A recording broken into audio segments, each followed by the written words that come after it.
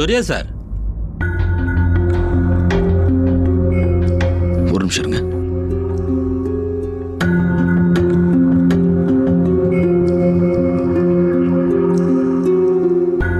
என்ன சார், என்ன விஷயம்? ஸ்வீட் ஆர்டர் இன்னும் வீட்டுக்கு வந்து சேரலைங்களா? இல்ல சூர்யா சார், ஸ்வீட் வந்துருச்சு. ஆனா அவசரத்துல நான் மாம்பழ பெட்டியை கடையிலேயே மறந்து விட்டுட்டு வந்துட்டேன். மாம்பழ பெட்டியா? ஆமாம்மா, அதை நானும் பார்த்தேன். அது கடையில் வேலை செய்கிற பையன்ட்ட சொல்லி அந்த டேபிள் கீழே எடுத்து வைக்க சொல்லியிருக்கேன். நீங்கள் போய் எடுத்துக்கலாம் சார்.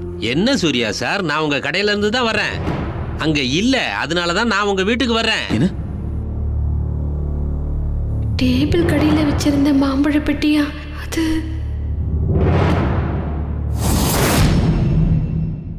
அதோ அந்த மாம்பழ பெட்டி அங்க இருக்க.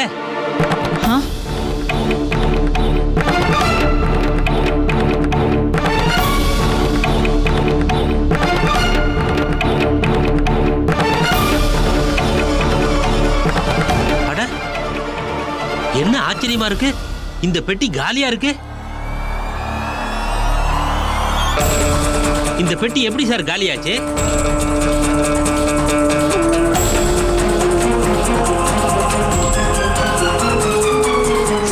மீனாட்சி,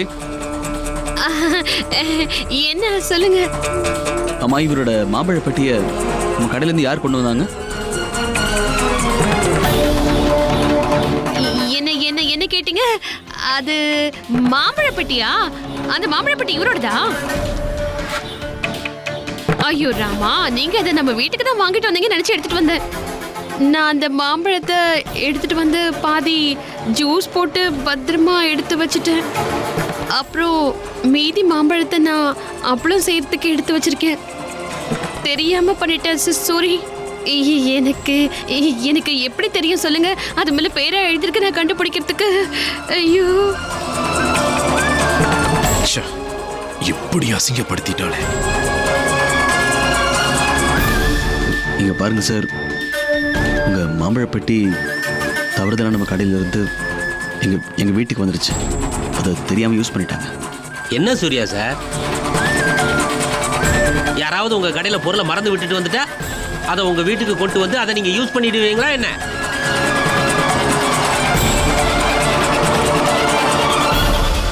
இத பாருங்க, என் குழந்தைங்க ஒரு வாரமா என்கிட்ட கேட்டுட்டு வந்த மாம்பழம் இது. அவங்களுக்காக வாங்கிட்டு வந்த மாம்பழம் இது. நீங்க பாட்டுல உங்க வீட்டுல யூஸ் பண்ணிட்டாங்கன்னு சொல்றீங்க. பிரமாதம்.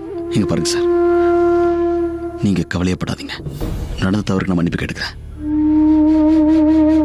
நாளை காலையில முதல் வேலையா ஒரு மாம்பழ பெட்டி உங்க வீட்டில் கொண்டு வந்து சேர்த்துறேன். போதுமா? நீங்க கொஞ்சம் அமைதியா இருங்க சார். சரி சரி, சீக்கிரம் காலையில எங்க வீட்டுல வந்து சேர்த்துருங்க. சரிங்க.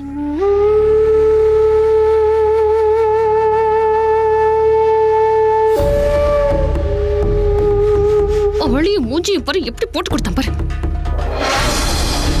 என்ன மீனாட்சி இது? சூர்யாவை கேட்காம அந்த மாம்பழ பட்டியை ஏன் வீட்டுக்குள்ள எடுத்துட்டு வந்த? அவளோட மண்டையில ஏதாவது இருந்திருந்தா இந்த மாதிரி செஞ்சிருக்க மாட்டா. சரியான திண்ணி பண்டாரம். அந்த மாம்பழத்தை நான் வந்து அவரு நம்ம வீட்டுக்கு தான் வாங்கிட்டு வந்தா நினைச்சு எடுத்துட்டு வந்தேன்.